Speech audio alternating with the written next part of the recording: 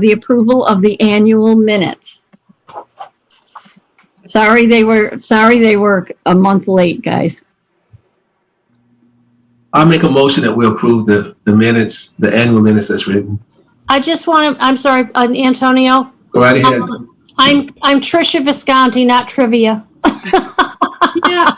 And I want to let you know that every time I print my name, Trisha, it always comes up trivia, and I have to correct it. So, not a big deal, but It's funny because I went back and looked at that, and on my original, it says Trisha. So I don't know, maybe we hit something when we were doing things, or Audrey, I think that's on me. Right. It could be an automatic correct, and it's the wrong correction. But I am sorry about that, Trisha. no, that's, like I said, it's not really, yes, it's a correction, but it's not a correction on anybody's word because it happens to me all the time when I write my name, Trisha. Okay. Okay, so Antonio made a motion, and maybe we'll say with the correction of Trisha's name. It's really Yes. not necessary to. Is there a second? I second it. Thank you. And does everyone approve? Aye. Aye. Thanks. Then we can go to the August 9th minutes. I just had one clarification question. Under new business, the last sentence of the last sentence, sorry, of the third point, it says, due to the CDC changes occurring, this will be, oh, never mind, I read it wrong. Never mind, it was perfect, Audrey. As I was reading it out loud, I was like, oh, this makes so much more sense now. Anybody else? Does anybody else want to make any comments? Yes, I think freezes is misspelled, that's all. Under new business, I think there was an extra E. It's F-R-E-S. E. F-R-E-S. Mm-hmm. Oh, okay. That was the only thing that was wrong. Okay. Audrey, thanks so much. You did a beautiful job. So would anyone like to make a motion to accept these from Tricia? I make a motion to accept the minutes with the corrections. Second. From Antonio. All in favor? Aye. Aye. Aye. Thank you, everybody. Okay. We'll move to Judith and her director's reports. Okay, sure. Let me share my screen here. Screen share. And let's see. That's our streaming software you're seeing right now. Let me minimize that. And okay. So since last month, been pretty busy, a lot of programming. Let me get a slideshow started here. All my controls are covering up one another. Here we go, present. Okay. So August was kind of the tail end of summer reading. We had a magician in the park for our grand finale. Unfortunately, I was not able to be there. Liz ran the show. I heard really good feedback. I love a good magic show. And we had, I think we had 75 people there. So we're pretty happy with that. Yeah. So that's nice to see. So that was the grand end of summer. We did another big play day. That translates really well to outside. Kathy Meyer spends a lot of time and does a really good job at this. She comes up with these great activities for the kids, and then kind of cues that guide the parents a little bit in kind of, I don't want to say educational, but kind of constructive ways of interacting with your kids and engaging them as they play. This was another program that was a lot of fun back in August. This is Alex, who is our newest librarian. He came up with a program. It was Nerf Science. So all the kids had Nerf guns, and they had to shoot the guns at different angles of trajectory and kind of make predictions about which angle of trajectory would have the guns go furthest. And I had a parent come back in afterwards and saying, who is this guy and how did he get, like, the kids all lined up, they helped each other, they took notes. It went really well. So at least one parent was really impressed. That's fantastic. Yeah, it's always nice. You know, I feel like people will say something and things are really bad or really good. I mean, most of the time when things are fine, people don't say anything. So it's always nice when people take the time to give that feedback. So that was a really fun program that was pretty creative on Alex's part. We've been handing out Storytime kits. So we started doing this when Storytimes were on Zoom back in the spring, but we ran out of those. So we made a new round. So every kid who comes to Storytime kind of gets their own kit now to assuage any concerns about sharing and little kids popping egg shakers in their mouths, etc.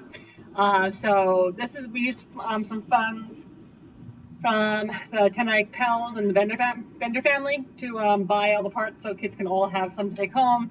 This is your basic kit. Families seem happy about it. So that's nice. Who donated that? Pardon? Who donated that? So we had funds from the Bender Family Foundation. Okay. Yeah. Well, actually, no, that's not true. It's 10 Egg Pal is an individual who's on that board. It was from Trip. I misspoke. So Trip Pell, Okay. who's a local resident who's always been very supportive of the library. And Audrey, please don't hesitate to ask me to slow down. I should have put myself a note. We had another big truck day.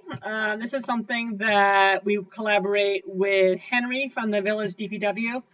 He's great to work with. My sense is his crew enjoys doing this because he never hesitates when we ask him. So the village, the town, and the county this year all brought some heavy equipment. And the kids, you can see they were able to climb up in the equipment. We had 150 people about pass through. Oh my gosh! So that was really nice. We had one little activity. I voluntold my child that she'd be helping. So my daughter here, and the kids were able to run toy vehicles into ink pads and then draw tracks on some paper. So that was kind of fun to make it a little bit more hands-on beyond the climbing on the trucks. So that went well.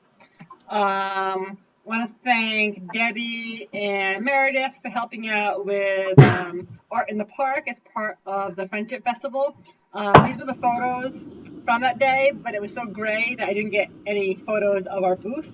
So after the event was over, we hung them up in the library. We were able to get photos from all 16 of the parks in the RCS school district. It was a pretty good conversation starter at the booth. People would kind of try to guess what park it was. So that was fairly successful. It was not a fantastic day. We kind of alternate Riverfest and Friendship Fest. It's unfortunate they're so close to each other. It's hard to staff them both. And Riverfest definitely had the better weather this year, but we still got to talk to lots of people. And I see. Go ahead. I was going to say, I see the pictures survived better than they looked at the Friendship Festival. Yeah, the photos got rained on, but they came out okay in the end. Everything got rained on. We all got wet, but it was fine. We did our summer reading prize drawing, both for the kids and the adults. This is one of the kids got to choose a prize kind of in the order they were drawn. This young man chose the journal. Meredith volunteered to do a photography class for kids at the library. Some of the photos are really cool. She did kind of talk about perspective and composition. And this is one of my favorites. You can see it's kind of a little visual effect. Shrinking the kid in the photo. So we're really happy to be able to offer that. It was great. We extended our hours. So weekend after Labor Day, we are now open till 5 p.m. As is always the case, the first couple weeks, it was dead after 3, because that's when we normally close. But so if you know people are talking about the library, spread the word. But generally in a month or two, it's kind of the traffic spreads out throughout the day a little more evenly.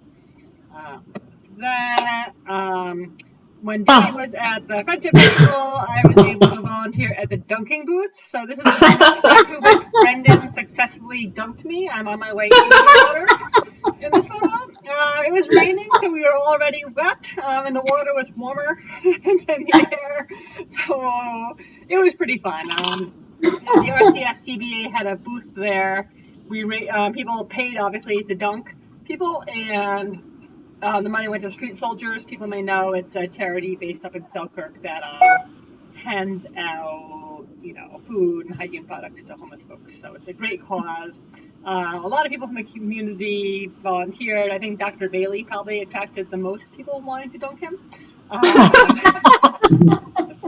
But I think I got dunked 13 times in half an hour. So it was more fun than I had anticipated, and I think Brendan really enjoyed it. He had a video to share with the rest of the staff. Judith, Yes. I saw Brendan a couple days before the Friendship Festival, and he was indecently excited about you doing the dunking booth. Yes. Saying, you're coming, right? You're going to be there, right? Yes. He was next in line, so he dunked me before I just went. And then he paid for several people behind him to dunk. He did. He did. More, yes. So it was fun. And Brendan is, believe it or not, still employed by the library. and he has video if you would like to see it. He does have video. Yes, he does. Okay, so this is Big Z. Audrey happened to be in the library when Big Z came by. We had Big Z come in because we had a couple books that were returned, one of which we caught, and we saw signs of bed bugs, so we put it in a Ziploc bag and threw it away. But another one we didn't catch, and went in a courier bin to Bethlehem, and Bethlehem caught it at Bethlehem. So Bethlehem has a regular contract with Big Z, who is a bed bug sniffing dog. What? Yes. Wow. He is part Beagle, part Chihuahua, as you can see by those ears. And the good news is Big Z came to the library, and he did not find any bed bugs here. Oh, thank you, Big Z. Yes. Much to all of our relief. Wow. He's also very cute. So it was almost worth the stress of worrying about bed bugs. So watching. How did you locate him? So the Bethlehem Library told me about him because they have. Okay. I'm sorry. Northeast Pest Control. Okay. But he goes there. Someone told me monthly. Someone else told me quarterly at Bethlehem, just to make sure. I haven't gotten the invoice yet, so I don't know what's. I didn't know there was a dog to do such a thing. I know. Yeah, right. Apparently dogs can be trained to sniff. Almost, you hear about dogs who can sniff cancer. It's really amazing. The dogs have been trained to smell for. There we go.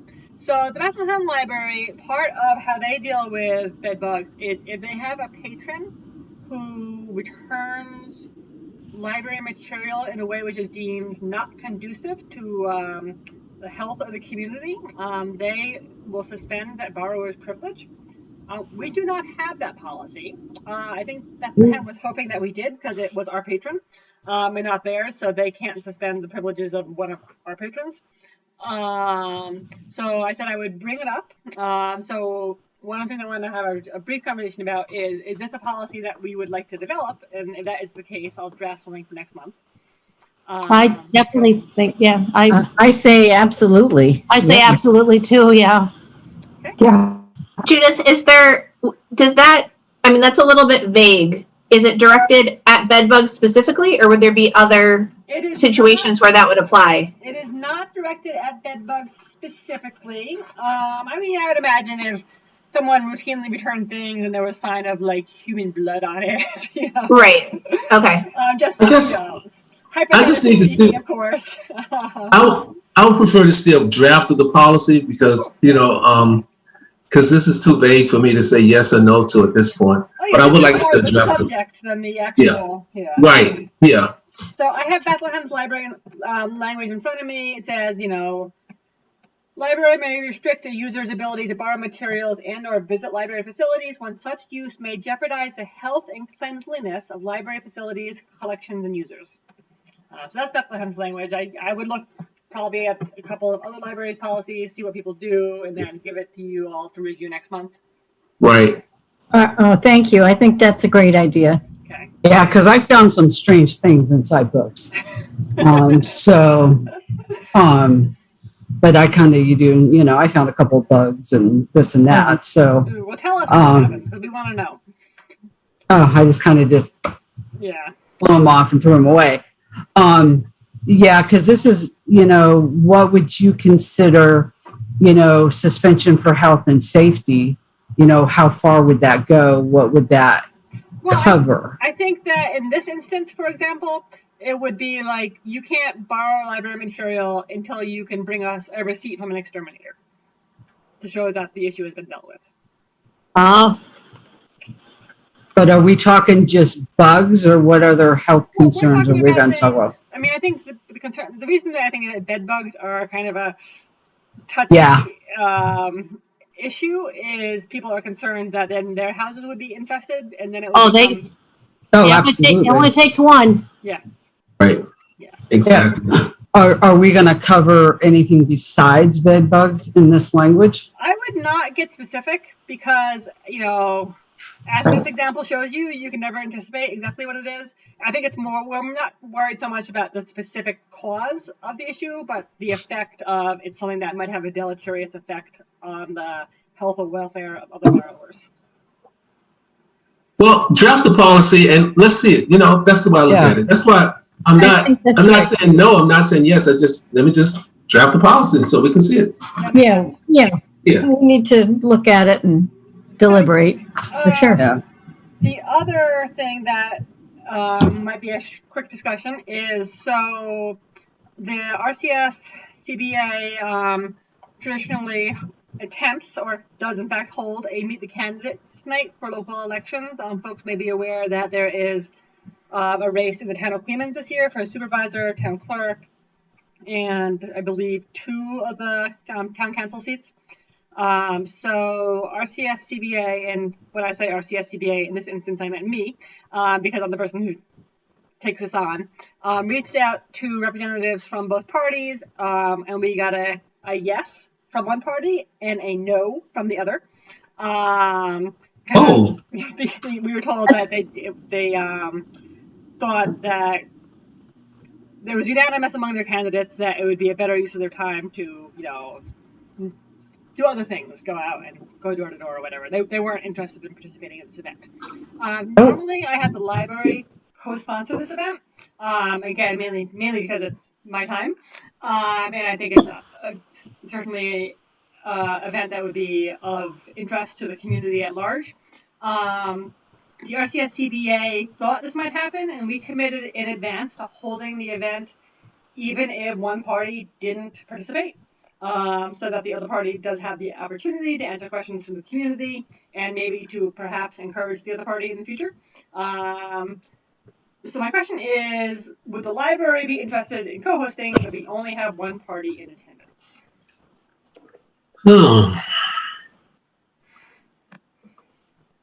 But I guess my question is, who did you commit to? Well, when we invited the candidates, we said this event will happen. We're not required. Okay, so background: the League of Women Voters has something called an empty chair policy, and they will not go forward with an event if there is an empty chair. Basically, if someone isn't willing to participate, and the reason for doing that is they don't want to be perceived as showing favoritism, etc. Last time we tried to organize this, the RCS CBA, the library, and the League of Women Voters were working together to make it happen. And because of the League's policy, we had to cancel because the same thing happened. So this year we said, okay, we're not going to have an empty chair policy. We're going to say this is going to happen no matter who decides to participate, with the hopes that when all the involved parties realize that there will be a forum and the community might see that some people chose to participate and others were not willing to, that might encourage everyone to participate in the future. Would this show that the library is endorsing this particular candidate, though? Or would you put a disclosure that the other party decided not to show? We would absolutely say, I have the quote from the representative of the party that decided not to participate saying, we're not going to participate. This is, they clearly were invited. But that's exactly the perception I'm worried about. Judith, whether the library partners with CBA, is the event still happening at the library? No. We're not 100% sold on a venue yet. In the past, we did it in the middle school. Middle school has a small performance arts space, which has been perfect for this. I heard back from Dr. Bailey over the weekend that we won't be able to use it. It's Not unsurprisingly, part of the COVID protocol, no outside groups. I'm hoping we go to Zoom.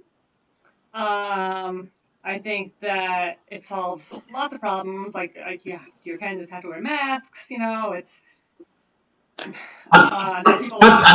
who perhaps I think we would. Why don't we just plan on doing a Zoom and just, not find a venue and just do it over Zoom? I think that's what's going to happen. The RCS CBA board needs to agree on that too. Okay. My suspicion is that's where we're going. It's also the preference of the candidates. So yes, but that's kind of a separate question from. It's certainly fine for it just to be a RCS CBA event. Maybe that's the simplest course of action, but I wanted to get some input on that first. I see, that it does put us in a bit of an awkward position to only be hosting half of it, but I think it's important to have candidates be able to be asked questions. So whatever candidates are willing to be questioned, I would like to see it happen. I agree, as long as we have that disclosure that the library is not fully endorsing just that one. Yeah, the library is absolutely not endorsing it. Yeah. Exactly. How long is this forum? Is about probably 2 hours at the most. I'm hoping it's 90 minutes. I think short and sweet is, Right. Yeah. Okay. The turnout. Yeah, I think there should be a huge disclosure, and if the other candidates say yes, I think we need to let the candidates who refuse know that we're going to have it. It's going to be on Zoom, and you still have an opportunity to participate. That's a good idea. Yeah. So if we have this on Zoom, how are you going to take questions? So we will mute everyone who comes in, unmute the candidates, and have people submit questions via chat or by email in advance. We're hoping that either Mark Vincent-Aguirre, who is the former publisher of the News Herald, the Review News Herald, or Warren Dews, who's currently the editor of the News Herald. We're hoping that one of them will moderate. Because there are different platforms you can use where people can ask questions, and then someone asks those questions to the candidates. Poses the questions that were brought in to the candidates, and then they ask, so then it doesn't become a free-for-all. Yeah, no, that is absolutely a concern with the technology. Yep. We think that people cannot unmute themselves if we mute them, but we need to do a trial run on that. But Audrey, if you're at the library next time, I'm sure, through teaching that, especially in the last year, you've seen a lot of things. So if you have any suggestions. I'll find out what it is that we use, because when we have these meetings for board meetings and stuff, we use a platform that the information goes in, and then our one of our guys, our tech guys, he generates the questions through this app, whatever, and then he asks the questions, and then the candidates answer. So I'll email him tomorrow and ask him what the name of it is. Thank you. Yeah, and I've been on the Zoom meetings where the presenter mutes everybody, and they have to answer questions, or they have that raise their hand on the bottom to submit the questions where the people can't unmute themselves. Yeah, that's kind of the vision. I just wouldn't want to do a trial run before I get there. It's a little hard if you have 50 to 60 people and a person raises their hand, it gets a little hard to see which, so unless you have someone who's monitoring. So, okay. I just feel that as long as we let the other candidates know that we're going to proceed, one group has decided to, we want to continue to invite you, and that's all you can do. That's what we'll do. Yep. Okay. Yeah. Thanks. And then my last thing is today I got a finalized quote from Tip Top Flooring. A couple of you have been in the library, have seen some of the flooring samples. We went with this faux travertine marble look we're talking about the breezeway into the library, and then the little airlock on the way out of the library. So I got that quote today. So that was one of the things I scanned right before I left the library this afternoon. So the total cost on that is $1,400 for materials and $800 for labor. So about $2,200 and change. We do have a donation of $1,000, which is for that. And the reason for that is someone in the community asked me to dog sit their greyhound last month. I think it was Audrey who was in the library and met Paulie. But I said I'd be happy. They offered to pay me. He said, "Oh, you don't need to pay me, but the library needs new tile on the floor if you want to make a donation." And they said, "Sure." So they donated $1,000 for that. That's amazing. Nice. Oh, that was good money for dog sitting. Good job. Yeah. Wonderful. And Paulie was a pleasure. So I would have done it for nothing, but it's nice. At the library. Was able to benefit from that. So if people are comfortable with that, I did not get other quotes. And one of the reasons I got the donation is because that brings it below our threshold for needing multiple quotes. It is very hard to get a quote for the same material from different vendors. And I talked to 2 people in the community who have worked with Tip Top and said good things about them. Would you like do you think we need a motion? Yes, please. When in doubt, I always think a motion's the way to go. So this would bring it down to about $1,200 then, right? Yep. Yeah. I make a motion that we use them. I second. All in favor? Aye. Aye. Great. Well, thanks. If you're all set with that part, Judith, you want to segue into financial? I will do that. I'm going to talk about the stats first, and then I apologize. I realized today when I was going through things that when I scanned the packet last week, the page with the statistics just must not have gone through the scanner. So I sent that out a little late. Nothing earth-shattering there, but I'll just, I'll share my screen so you can all see it. Thanks. Here's me again. Here we go, share. Can I ask, why are there why are there always 2 different quotes or 2 different bills? There's a cash bill and an account bill on those that you just sent out. So it's a bookkeeping thing. Basically, you always have to debit and credit. You're talking about the check register, right? Yeah, whatever one you had, there was 2 for the garbage, there's 2 for Prosecco. It's always the same number, the same thing, but one says cash, one says account. It's so basically, and I'm no accountant, but my very rudimentary understanding of this is that when you have a series of accounts, you need to show money coming into the account and money going out of the account. So you credit the account and you debit the account. It's super confusing. I don't know why it can't be simpler, but it's not. Meredith is nodding. Meredith, do you want to speak to that? If you're paying a bill, then shouldn't it just be, check number 2431, we paid $30 to, the disposable people? No, because I don't know. In the accounting office that I worked in,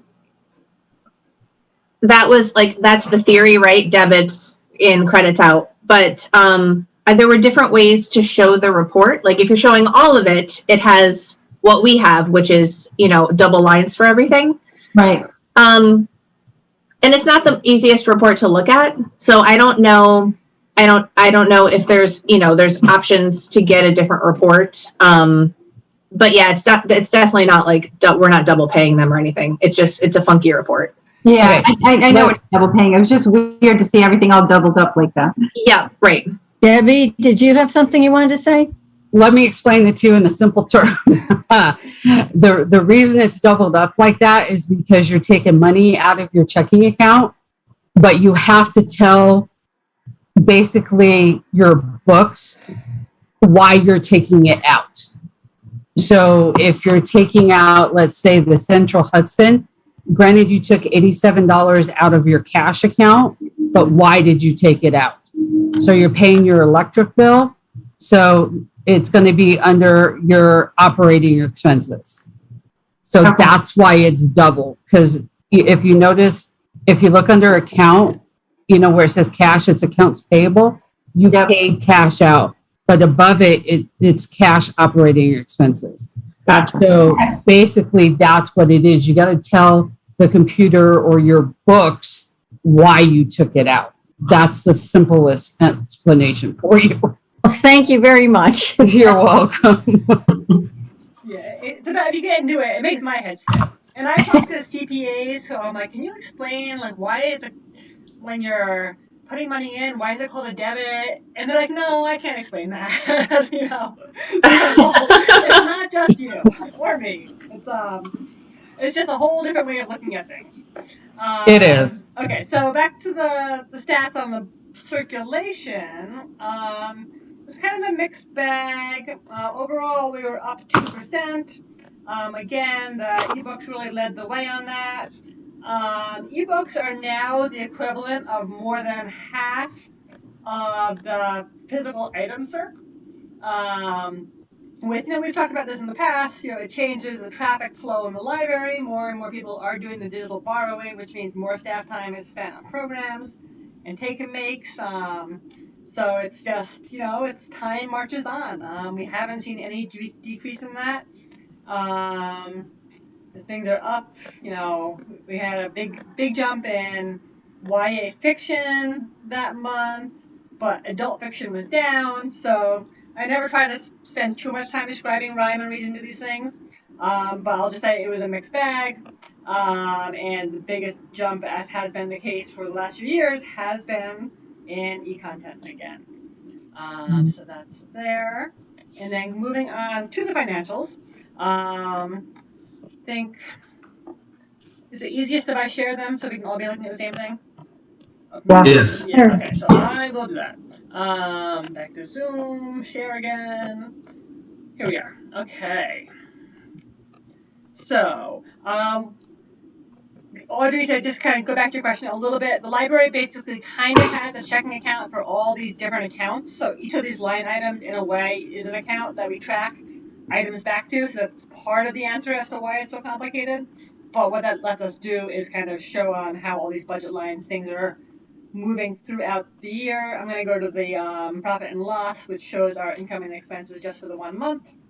You can see that the miscellaneous desk receipts are still fairly robust, despite our being fine-free, not charging for the first dollar of copier or fax transactions. You can see that $1,000 gift towards the flooring. Our LSA came in. That's the fairly small amount of New York State aid that came in.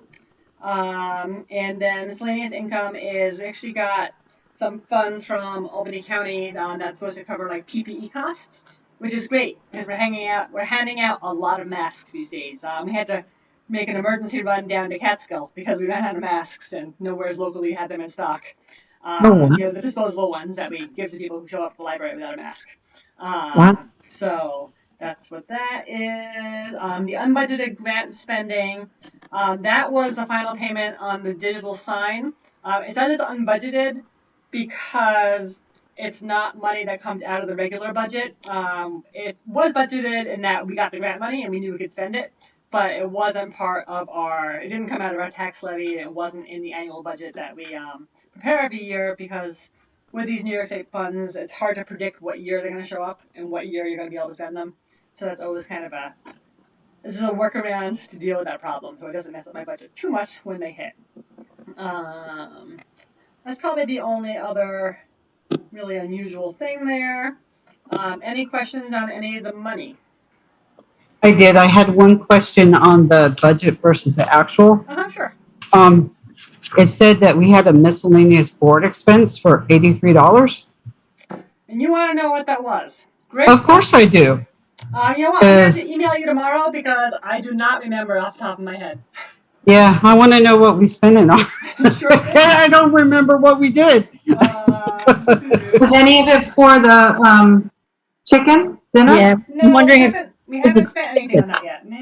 Board expense. I would say a lot of times that's kind of like we have directors and officers insurance, but that's too low. That's usually a few $100s. It's not that.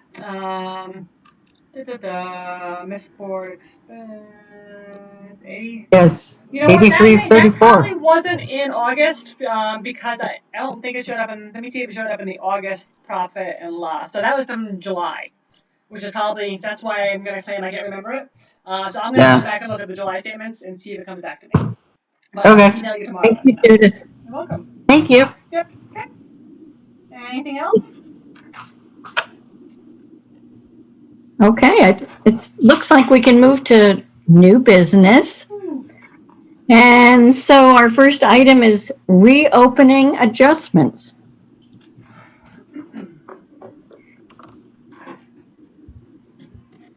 Okay, so this is kind of where every month we pause, right, and say, what, if anything, do we want to change?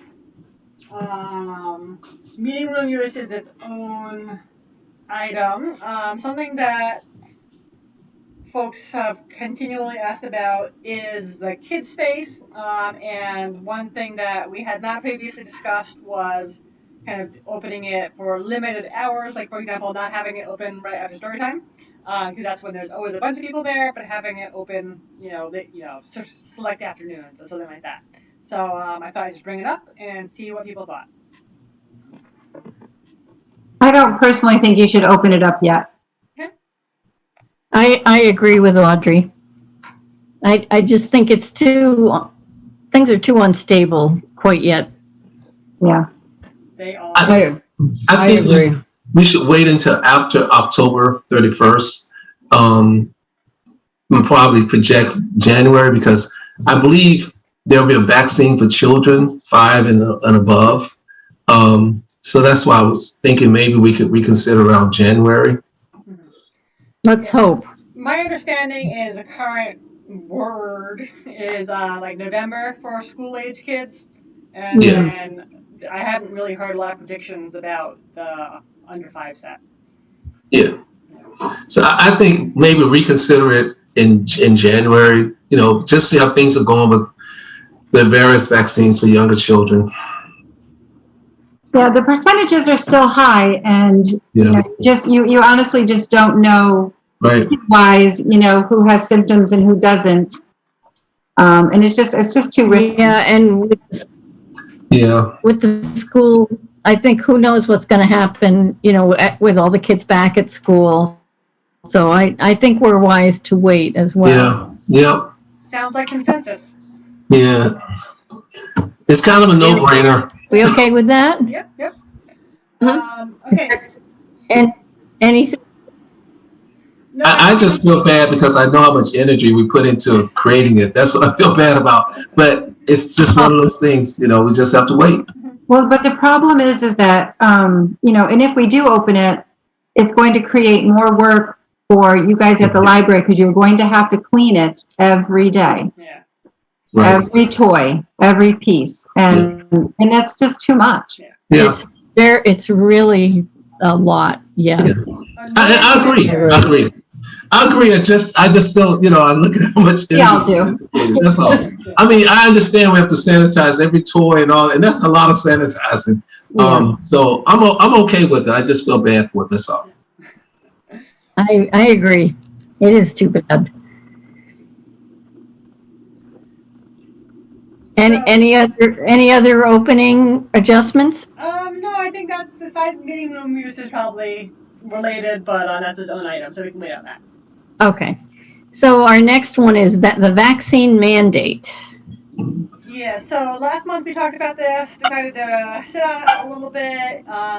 2 weeks after, so late August, I did a little digging. And at that point, there were a couple states, some larger school districts that had decided to require it. Since then, it's become, I'm sure people know, much more common. New York State mandates, I don't have the,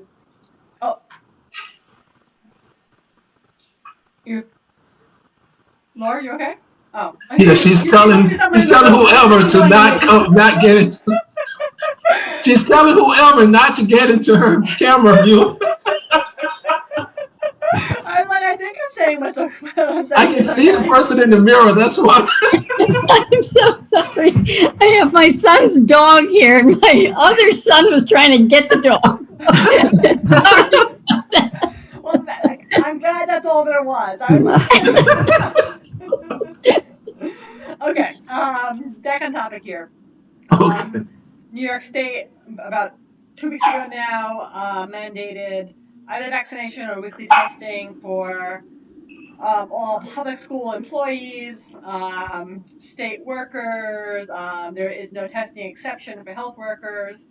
There are wide-ranging vaccine mandates, and then the federal government came in and did something similar. Any federally funded programs such as Head Start, vaccines are required. New York State also mandated them for any program which is working with students with disabilities, even if they're outside a school setting. Lori was kind enough to share the Department of Health memo that Circle of Friends got. I sent that out this evening after I got it, so folks can see it if they want. So I would say the current state of things is that in the last month, the commonness of the vaccine mandate has increased a great deal. So do Go we ahead. need to make a decision about the library staff and vaccines? That is my understanding of the agenda item. Okay. So I think our choices are everyone has to have has to have a vaccine, or B, those who don't have a vaccine need to be tested Weekly. weekly or twice weekly, or C, do nothing. Does anybody have anything they want to say about? Well, if we do the weekly testing or biweekly testing, are we going to give them time off of work to go do that on our dime and get the results back? Or are we going to rely on the rapid, like at home testing so they can do it while they're at work and rely on those test results? I would be careful with the rapid testing because you can get false positives, and that can also cause some stress too. I mean, they do have some effectiveness, but I'll be careful with the rapid testing. I think. I'm sorry. Go ahead. Go ahead, Debbie. I've been doing a lot of research on this, and I have been seeing that, this third booster is coming up because the people that are vaccinating, their effectiveness of the vaccine is wearing off, which is why we are having to get the third vaccine. So it's not just the unvaccinated that are having issues, it's the people that are vaccinated as well. So if we're going to require unvaccinated employees to be tested, should we be also having the vaccinated ones? Because I just read an article about the effectiveness of the vaccines wearing off. Should we require the ones that are vaccinated as well to start taking the tests? Well, 90% of the people who are being affected are unvaccinated people. The majority of the people who are in hospitals are unvaccinated people. So what we're trying to do is we're trying to reduce the risk. Those who are vaccinated, even if they might be affected, are more asymptomatic, and they're less sick, as a matter of fact. So either we could require those who don't want to be vaccinated wear masks, or we can ask them to get tested. I also, Debbie, my husband's a physician, and he was saying that the at-home tests are, if it's positive, there's a high, like 95% chance that it's accurate. But if it's negative, there's only a 50% chance that it's an accurate result. So I don't think we can rely on the home test if that was part of our decision. No, I know. I was just kind of bringing it up because of the stuff that I was reading. I was just trying to bring up other options because, I mean, we're not a very big office. We're not like 100 or more employees like the Biden administration is telling you, you have to be tested. Right. We're such a small place, but we still want to, have some like basic human rights. I mean, because we're talking about trying to mandate and force someone to do a medical thing that they don't want to do. Well, so we do that with, go ahead, sorry. Go ahead. We do that with children in school. They cannot go to school unless they get vaccinated. I remember getting polio and all types of mumps, measles, diphtheria, a whole slew of them. And you cannot go to school unless you're vaccinated. So it's not anything new. It's just that we've made it more political. So Exactly. so I'm open to either. If we're not going to do it, then the person needs to, whoever the people are that are not vaccinated, just have to wear a mask. If we're going to do it, okay, and ask them to be tested on a weekly basis, okay. But should we do it all around or just the ones No. that are unvaccinated? Unvaccinated. I think there's a reason that most places are saying if you're vaccinated, you're okay. I don't think there's any reason for all of the staff, vaccinated or no, to be tested. I personally feel comfortable with the second option that you mentioned, Lori.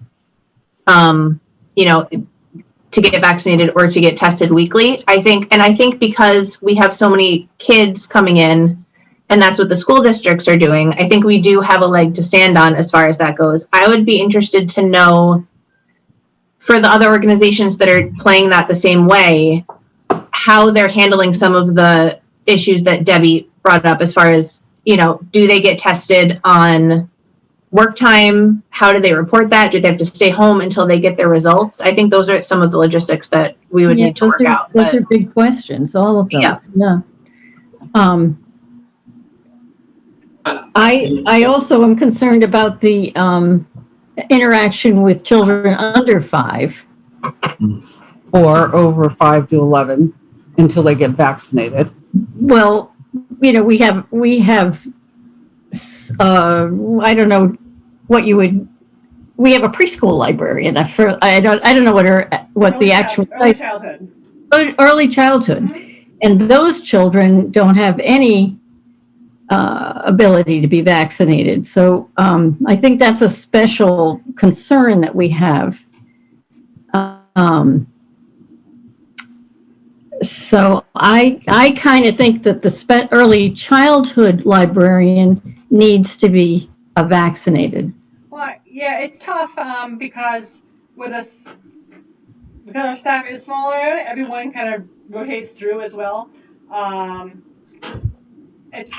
me, it seems easier to not have it be related to someone's title. Someone's out and someone else is going to do the story time, for example. So I think that one of the reasons it's a key question for the organization is because we do early childhood programming, but all the staff interacts with that population. Okay.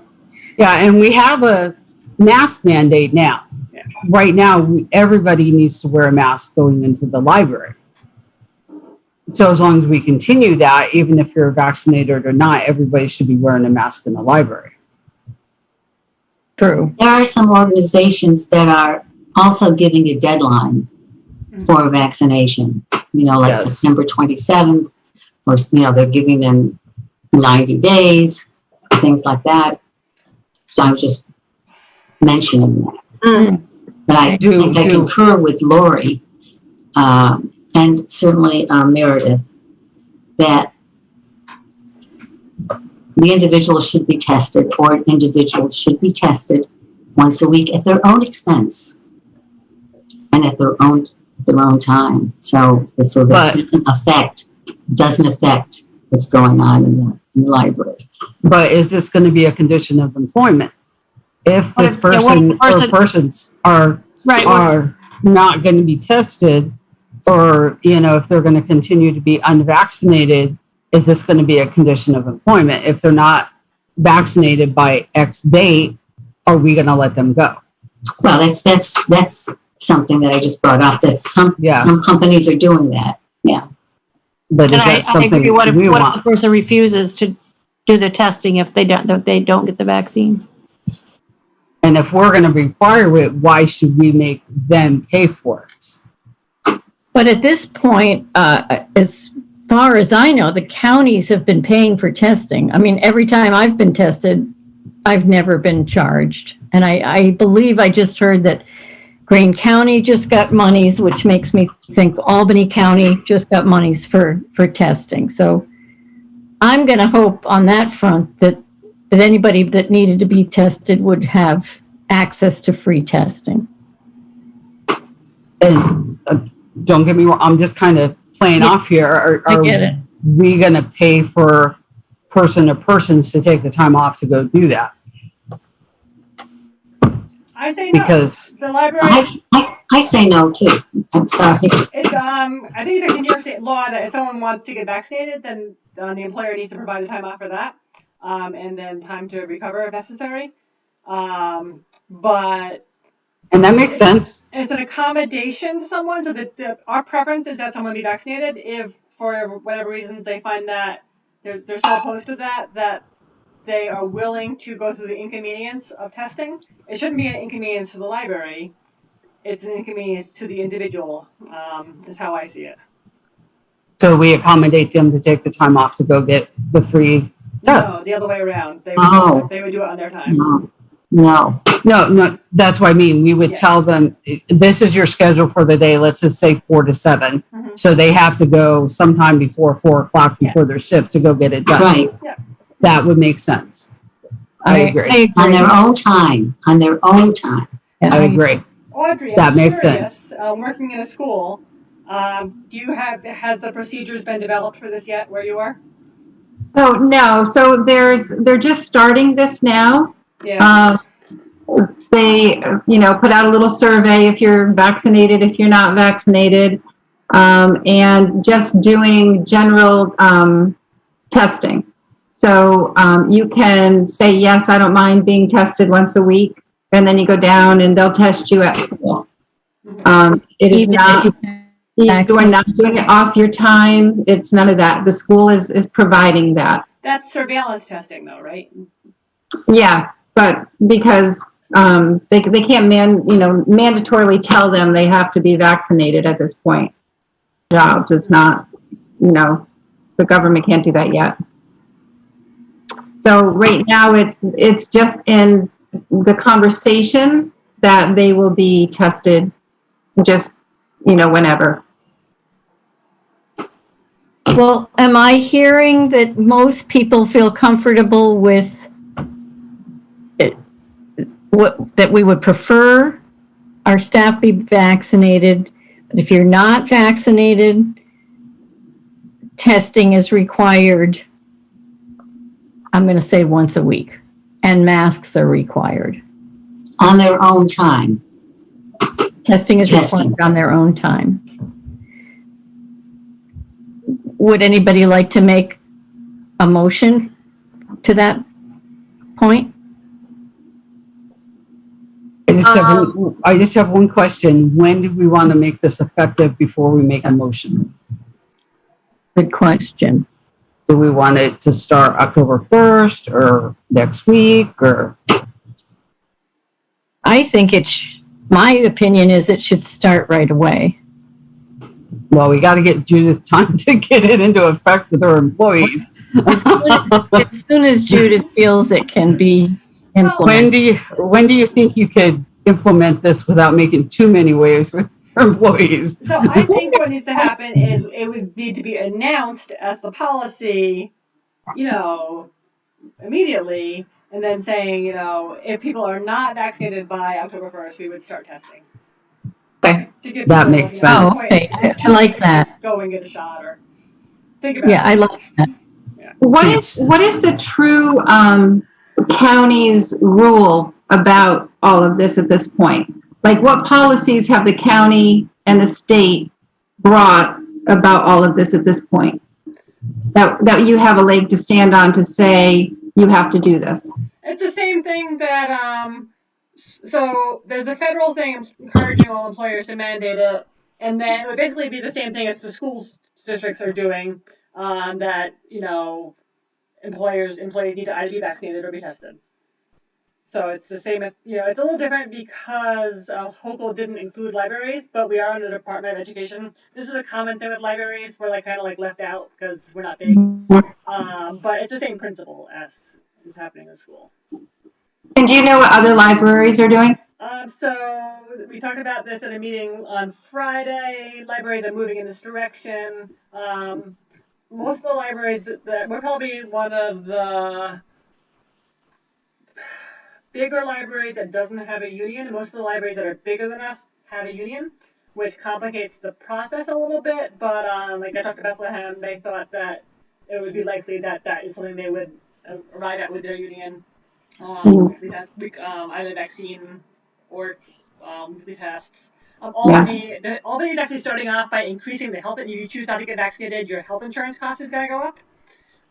That's what they're starting with their union. But it's with the union, it needs to be negotiated. So this is what the administration is saying.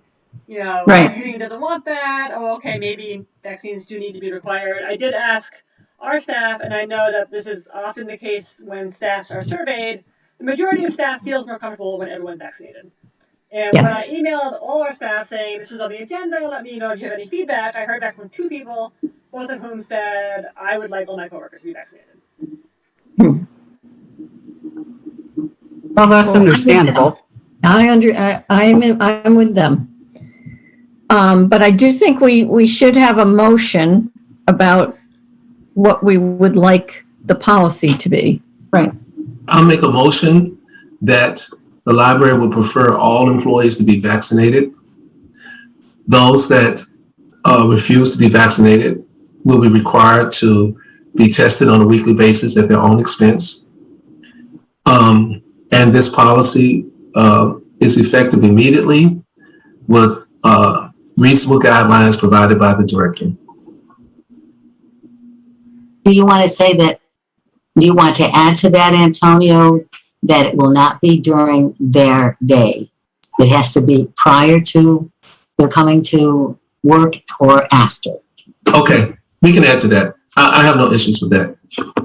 And you have an issue with that? We said their own time, so I mean, their own time would be prior or after. Yeah, not during work hours. Right. So then, do they have to stay home till they get their? Do they have to stay home till they get their test results? No. I would say Okay. No. Okay. We can, the mask, when they wear the mask, is as if we're treating them as if they're asymptomatic anyway. So, And if you read a lot of different things about COVID, one of the major things besides masks, one of the most important things is washing your hands. Yeah. I mean, that is the huge piece right there. It's just making sure hands are washed. Yeah. and May I mention that we still, I don't know if we finished the discussion, but we do need a second at some point. well, Antonio said, you said effective immediately. I thought we agreed to put this into effect on October 1st. So the policy is effective. The testing would start October 1st. I said effective immediately, and it'll be based upon, and then I also mentioned something upon the guidelines that the director will give the staff, something to that effect. That even though it's effective immediately, the director has some freedom to say, okay, by this time, you need to have this done. Okay, I will second that. Thank you, Debbie. Is that what I stated, Audrey? It would sound like that. Want to reread it, Audrey? We decided that we would prefer staff to be vaccinated. If you refuse testing, then you will do it on your own every week, on your own time. Everyone needs to be masked. And the start date, we were still a little hesitant on. We've had October 1st. We've had it effective immediately. And that Judith will give staff directive with all the information. So that's what I have. Is the word prefer too soft? I'm just wondering if we need to go with require, if that's what we're saying. But we're not requiring them. We're preferring them to be vaccinated, but they choose not to be vaccinated. Oh, I understand. Okay. Encourage? We encourage all staff to be vaccinated? Strongly encourage. Strongly encourage? We encourage and prefer all staff to be vaccinated. I like that. If you refuse, testing is on your own time and done weekly. Results to be given. Yeah, and obviously I think a lot of organizations now are kind of figuring out exactly what this is going to look like. So I need a day or two to finesse this a little bit and then Okay. check it out. So is everybody comfortable with this? All right, so just let me double check the start date. Are we just gonna give you, Judith, kind of leeway to give the start date? Or, I think we need to do that. Yeah. And that's why I didn't put a start there, because I felt the director needed to have some leeway to figure out, right. I mean, Oh, yeah, as soon as possible, but I don't want to commit to something because there may be some obstacle. yeah, well, like the barbecue this week, next week. Oh, So, all in favor for Antonio's motion, please raise your hand or say aye. Aye. Aye. Anybody not in favor? How about meeting room use? So this is another kind of from the public request. I get a fair amount of phone calls, both in terms of people like, for example, I think the Lions called last week, wanting to know if they could meet in the library, and then also from tutors looking for a meeting space. And I think those are kind of different requests. It's a different space. Like we were to open up the lobby meeting room and cap it at like 5 people. I think that's different than telling groups that they can have open meetings in our space. So I'm going to suggest that we first talk about the smaller space. Yeah. I was going to say, didn't we have this discussion of opening it up but limiting how many people we could put in there? I think in the end, yes, kind of tabled it.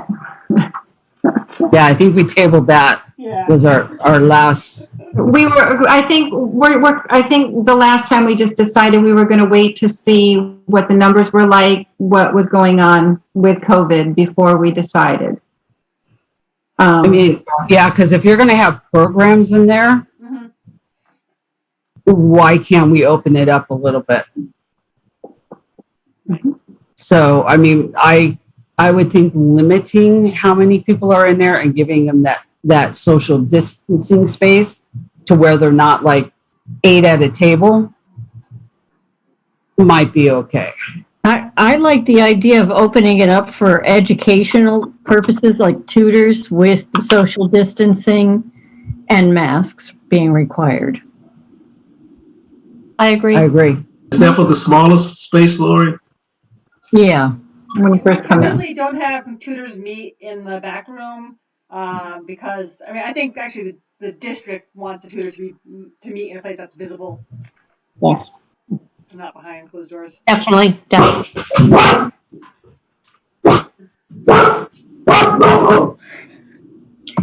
All I can say is I'm glad it's not my dog.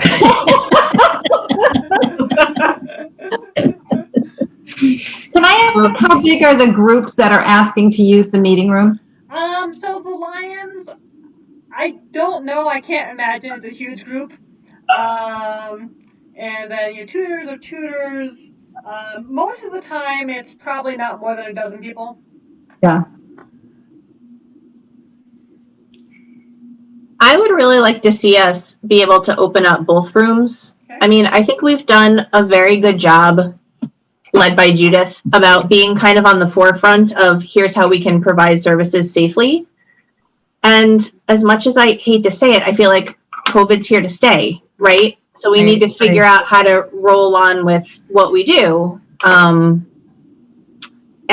I feel like the meeting room's probably a good place to start.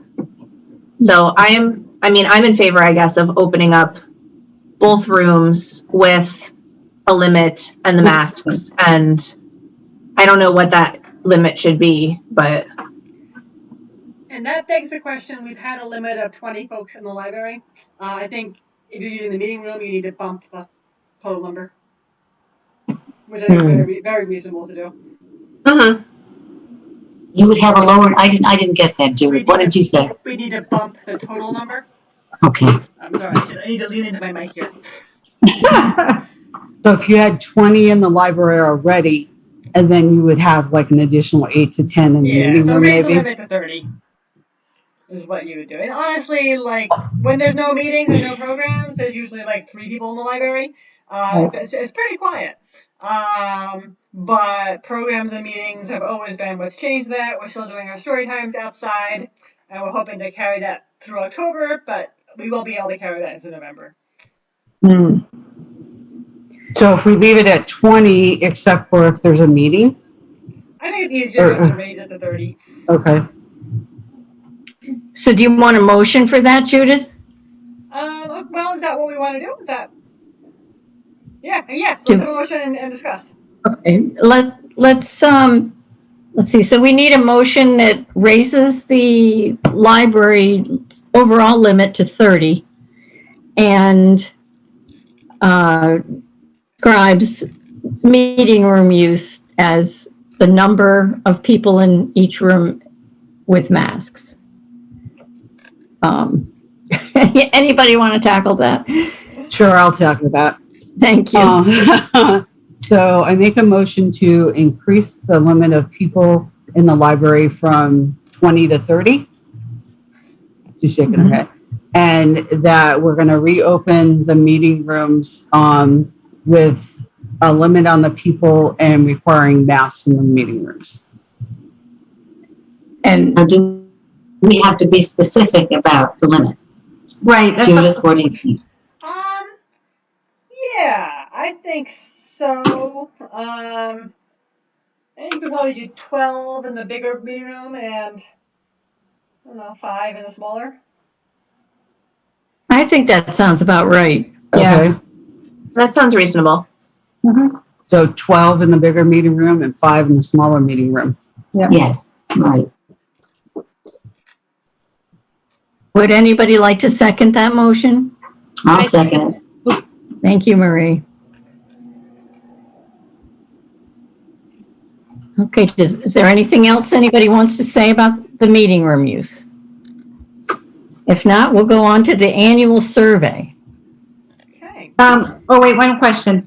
Is somebody going to reach out to the schools or whomever to let them know that we can start using the smaller meeting room for tutors? Sure. Okay. Well, I was just wondering how that went, so. I mean, honestly, I've been letting them ask me.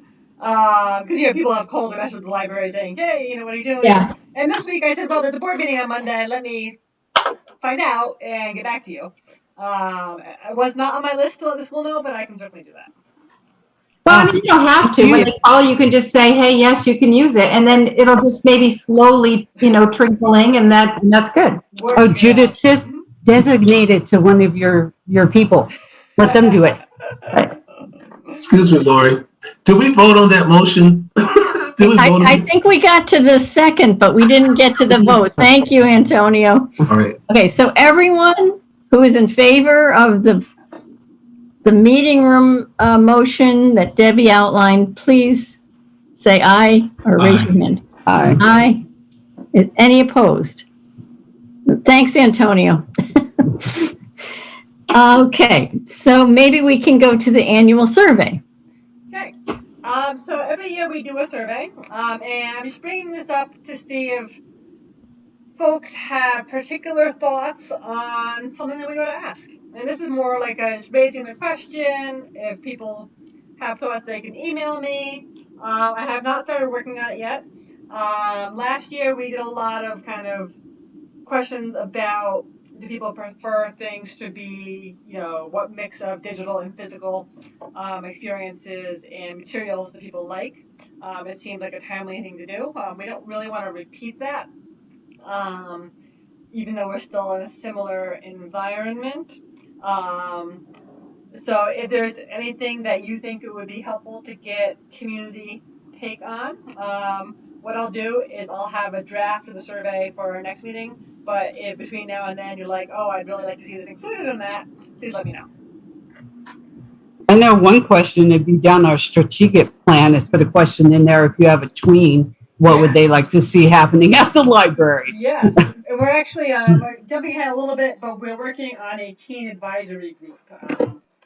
I think that would be great. We're working on a flyer for that right now. One thing I would like to have addressed is an inquiry about people's physical comfort visiting the library with the policies, the COVID policies that are in place. That's, what, we did that last year, but I think it makes sense to repeat it. Okay. Does anybody have anything else they'd like to suggest for the survey? Not yet. Okay. Well, we'll keep moving then, because I've already wrecked Marie's idea of the meeting in an hour. So Sorry, Marie. There's lots of stuff in there. We have a And big we're going to agenda, go Lori. to the question of fines.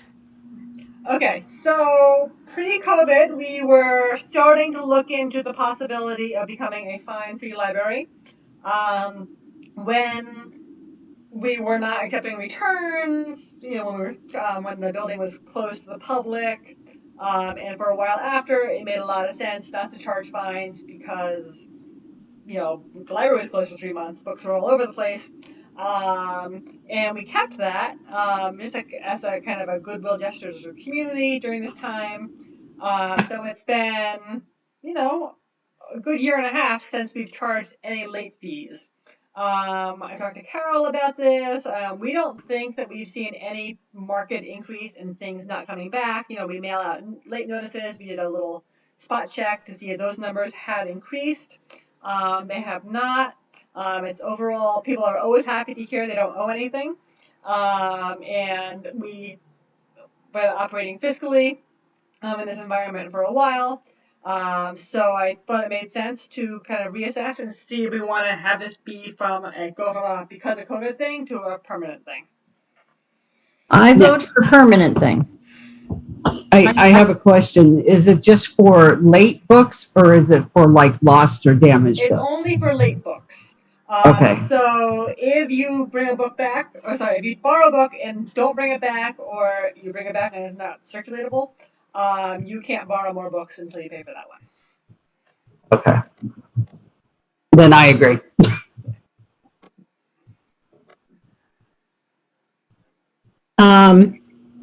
Do we need a motion? Yeah. Anybody have any other thoughts? Do people feel one way or the other about the fines issue? Judith, do you think that it would make a difference to people? You said that there's been no increase in people bringing things back late. Do you think that would change if we made that a permanent policy, or do you think that would not matter? So, talking to a couple staff members about this, kind of talking about do we want to make a big deal about this, or do we just kind of want to do it softly? Yeah. And that was perhaps one of the reasons to do it softly. We haven't been advertising that.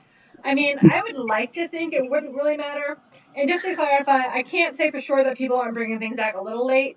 What we do is if after, I think it's at 3 weeks it's not back, we mail you a letter. Those letters have not increased. So it may be that people are keeping things for a few more days, which, we'll manage. Yeah, right. I don't know either way for sure. I don't want to suggest I have evidence when I don't. Okay. But yeah, so my thought was kind of at least in the very beginning, not to announce. Right. Same. But when you look at the library cards, we'd probably say, and there's no fee, there's no fines.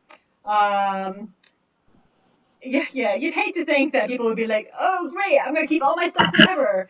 Because the very model of the library is you borrow things, you use them, you bring them back, and then you borrow more things. Yeah. And of course, as Debbie asked, you still can't borrow if you have things that you owe us. Yeah. Okay, that makes sense. Another lever on this, and I didn't bring it up because my thought was, again, to kind of do this softly. But when Albany rolled this out, they make things lost very quickly now. So if your book is a week overdue, it's marked lost and you can't borrow. Which seems a little draconian to me because normally if you had a book that was a week overdue, you could still borrow. So it's more restrictive in that way. And from my point of view, the whole goal of this is to make things less restrictive. But that is a lever you could use if it were to become a problem. Maybe not a week, but if it's like a month or something. Yeah, that's currently the case. I think it's 3 weeks ago it's lost. If it's 3 weeks overdue, it hasn't been renewed. Yeah. I like the idea that it's a soft policy. I think even with new borrowers, we should just say, it's your responsibility to bring the book back. Don't even say anything about fines. And I mean, it's worked this for 18 months now. Yeah. So I think we're kind of into it. So I'm for fine free. Yeah.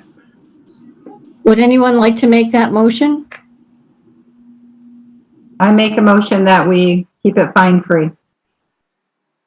I second it. All in favor, say aye. Aye. Aye. Anybody opposed? Okay. So the last item under new business is the format for future board meetings. And so I think we need to decide whether we want to stay with Zoom or do we want to go back to meeting in person? Well, if we can have different functions at the library in small groups, I mean, there's only what, 8, 9 of us? Yeah, if we're opening up the library, we should probably meet at the library as the board of trustees, right? Yes, I agree with all, yes.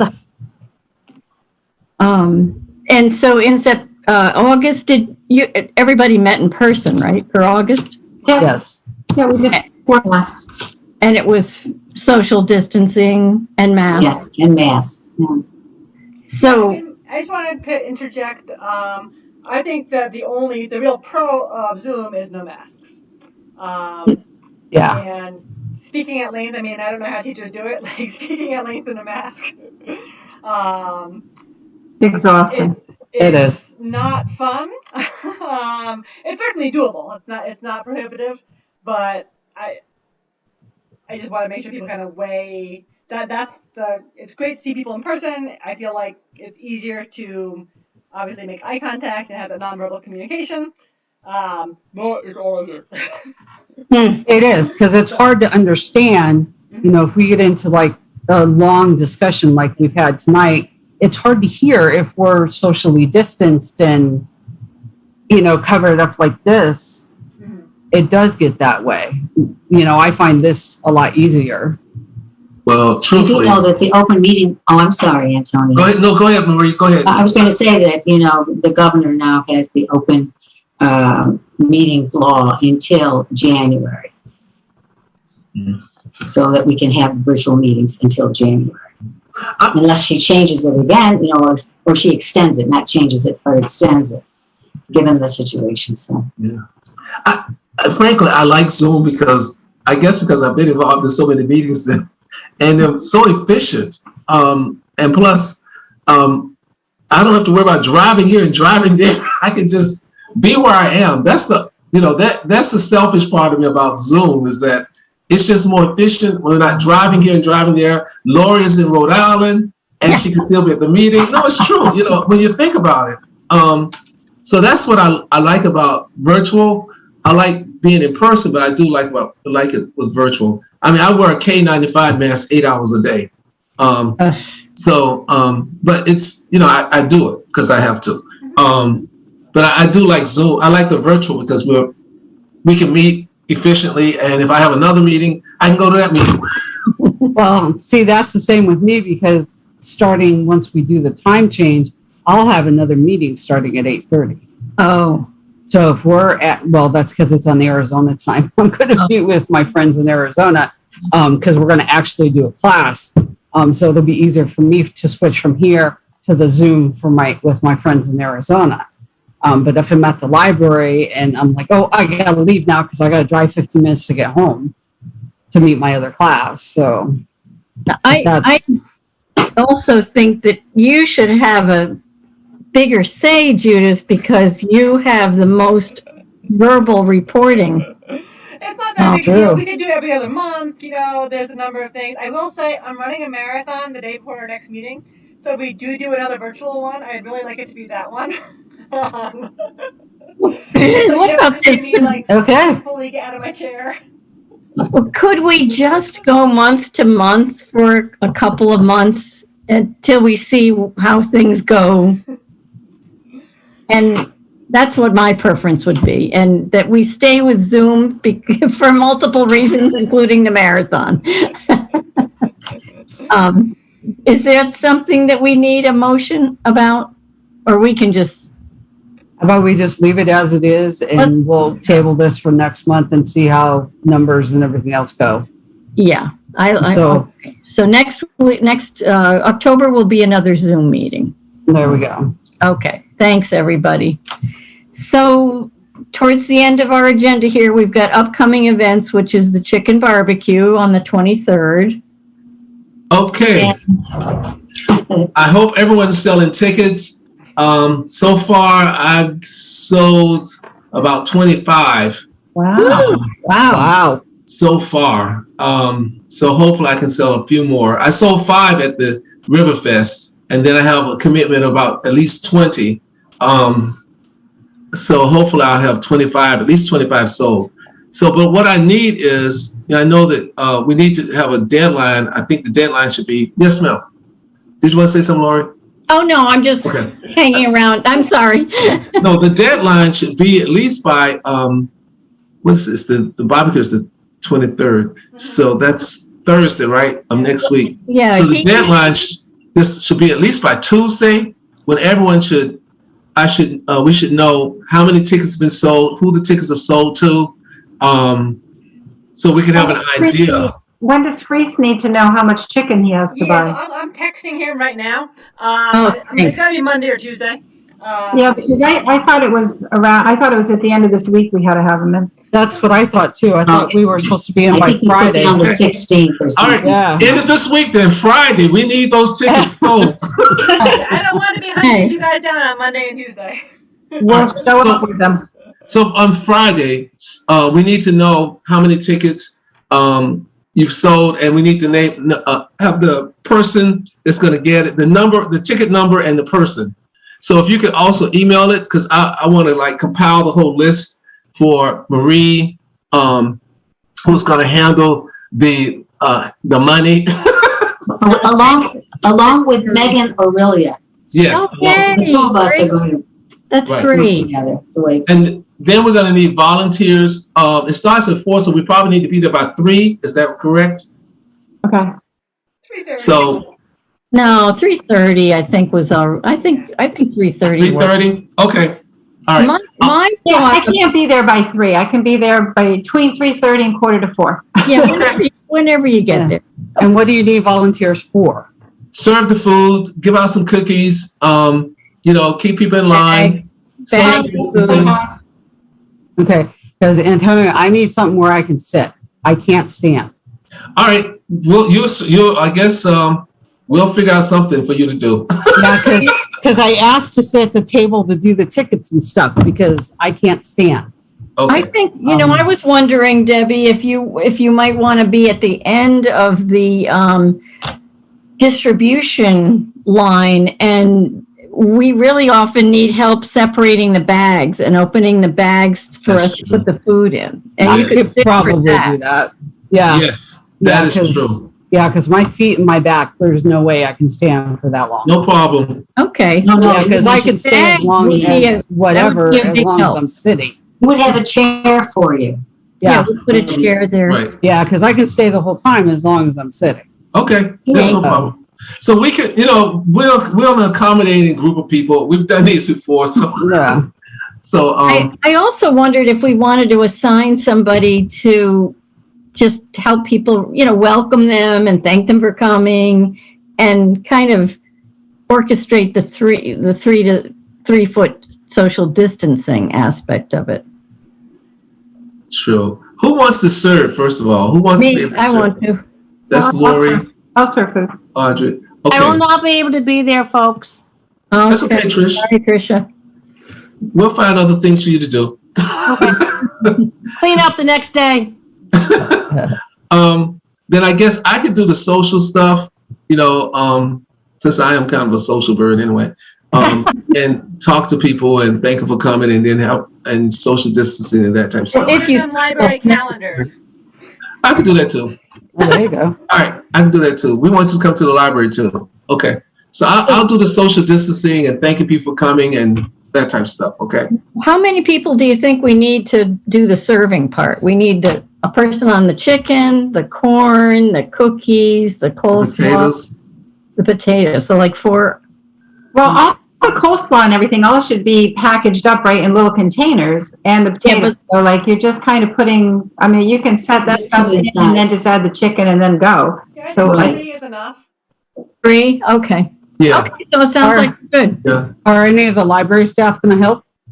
No, they'll be inside. They never help. No. We don't Oh, expect okay, I them was to. just asking. we don't usually expect them to.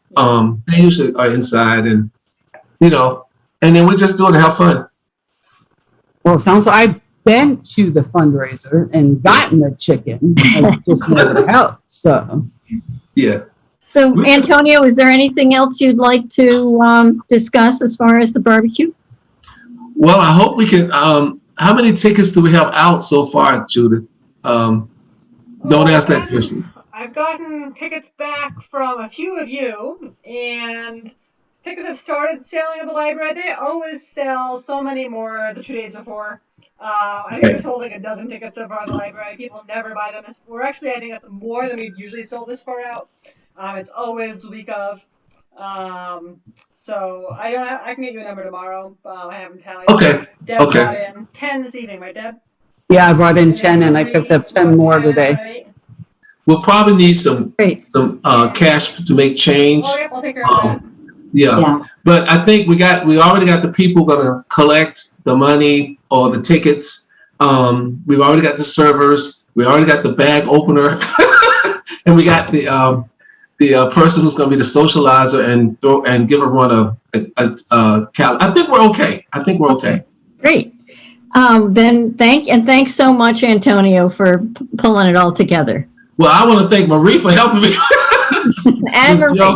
And Megan and Joe and all of you. So. Yeah. Well, let's chat about the staff luncheon.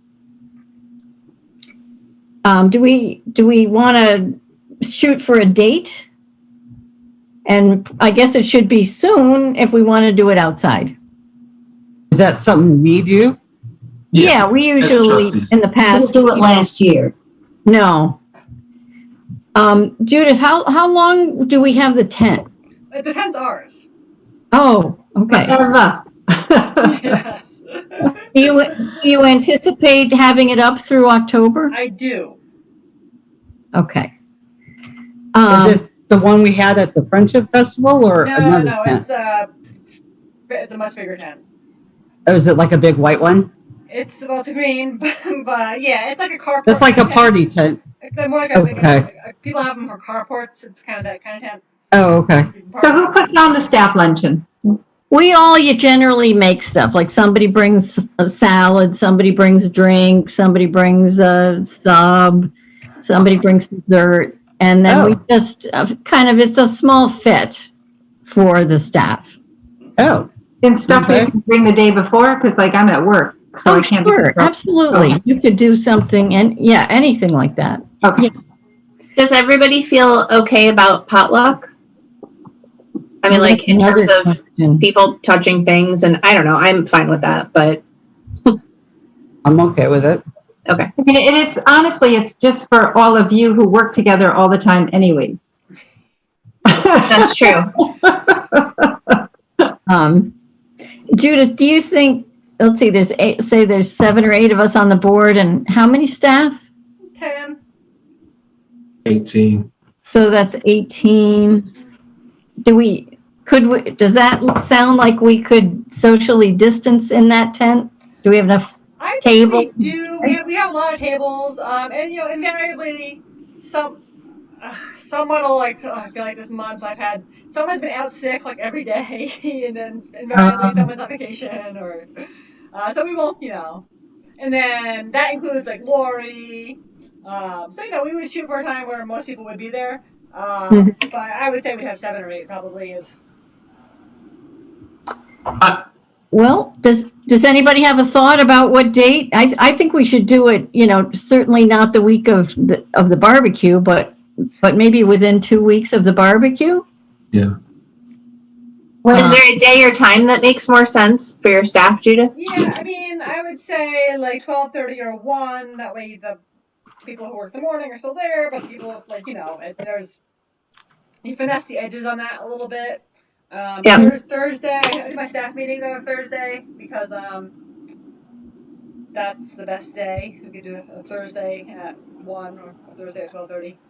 Let's do 12:30. Brendan has to be at his other job at Rensselaer by 2, I think.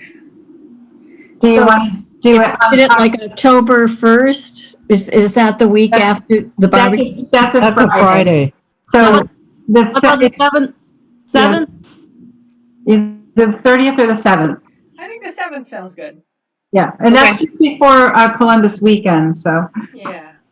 I'd be happy to coordinate that because I do a ministry like that from my church and I cook for 20 people. I lead a team with that. So I'd be happy to coordinate the luncheon. Oh, thanks, You'd Deb. be okay with that? We usually just quick go around at the board meeting and say what, so we could just start that for you right now if people. You know what? I have a app I use and I send it out to you and you guys just fill it in and send it back to me. Okay. That's great. We'll Thank you save some so time and just do it that way. That's great. Yeah, So- I can just glance at our schedule in October. Okay. We've got the person who does the schedule has been out. So actually, we're behind on the schedule. So I don't think I even have that schedule done yet. So yeah, let me get that schedule done, and then I can confirm that date. Well, I'm Okay. happy we're gonna pull it together. That's Yeah, great. It'll be nice. Okay, we've I got. think it might be good if we serve, if one of us serve, since, I mean, if it's gonna be 18 people, I don't mind serving the food to people. That's no issue. If I'm able to come, to get off work and come, it might be, you know, I know people like to pick what they want to choose, but maybe somebody can just serve them. Couple of us could be the people with the spoons and, Right. yeah. Okay. You guys feel okay with that? Sure. Yeah. Sounds good. Okay. So the last thing in upcoming events is Sweets with Santa, which we do, I usually do the first Friday of December, I think. And I guess one question is, do we want to do that this year? So That would last be- year we had a virtual incarnation of it that I thought went pretty well. It's hard to know if a full year on if people would still be willing to do it on Zoom. But the part that I think worked well, and you know, you guys really made it work, is the kids sent a letter to Santa at the library, and a few of you helped me with the replies. And I think, you know, did a lot of letter to Santa services, but we were able to make it pretty personal, which was I really enjoyed nice. that. Yeah, that was the best. I would like that. So we could certainly do that again. And then I think we kind of tied it together was after Santa read his story, he did like a lightning round of, you know, hey Bobby, great, you know, he like had something really fast to say to each of the kids, which showed that he had read their letters. Aw. I'd be in favor of doing it that way again, just because we don't know how the fall is going to go, and it seems like the safest option.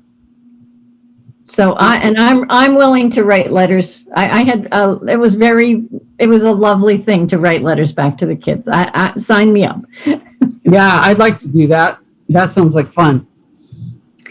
Okay, so Rush out the Santa stationery again. I might be able to help with that. I might have some of that sitting downstairs. I might have something down there. I will go look. Did you say this is a Zoom Sweets with Santa? Yeah. Okay. All right, so Lori made a motion to do this Sweets with Santa as a Zoom. I think Marie wanted to say something. I'm sorry, Marie. It's okay. It's all right. We also passed out candy. In fact, I bought it last year. Remember, we had little bags so that when they could come into the library, I don't know if we still want to do that. And so I bought candy canes, and then I went up to Krause's and got some good chocolate, you know, and wrappers, milk chocolate. So, and Soraya I think definitely. and Judith were there to put it together. For some reason, I've forgotten I had a COVID what, but explosion. I'll get the candy again this year. I know I've got little like candy Christmas bags or those little boxes that fold into a Santa or something like that. I know I've got those downstairs. My mother was a hoarder. Trust me, I got tons of stuff down there. So We will help I you in will- your basement. you can help me empty my basement. I will look for those and bring them to Judith. It sounds great. Thank you, guys. It sounds wonderful. And our last item is the strategic plan review, and our set goal is develop a mechanism to determine the needs and interests of tweens, teens, and emerging adults, which it kind of sounded like from earlier in the meeting, that's on its way. Yeah, so what we're doing is we are starting a virtual teen advisory group. They will meet monthly. Liz is running it. The idea is just, get some ideas from the kids. I think we have the money to give them a little budget. So we want both their input on the space and their input on activities. We're hoping that the allure of some fairly easy community service hours will motivate them to participate. We will see. The good news is the middle school was going to have kind of a open house, welcome back to school night that the library was going to attend and have a table at, but it got canceled because, COVID. But I emailed the assistant principal and said, would it be possible to distribute some of what we would have had there? And he said, oh, absolutely, whatever you want, anytime. So they seem very open to that partnership. So fingers crossed. So that's in the works. But if anyone else, knows someone in the community that's doing good things with that age group that we could connect with or anything like that, please let me know. Well, I'm really glad that, that seems to be a natural progression and that it fits it right into the, one of the goals. That's great. And I guess, we can accept a motion to adjourn, but I do want to thank everybody for their time tonight. And I know it's run a long meeting, and thank you all very much. So we didn't need to go into executive session for anything? We did not. Okay. No. So I think we can accept a motion to adjourn at 8:39. Okay. Make a motion to adjourn. Everybody's like, I got it. And I promise I'll try to get better at this, and we'll try. Recording stopped. We had a lot to discuss. Yeah, tonight. You did a wonderful did. job.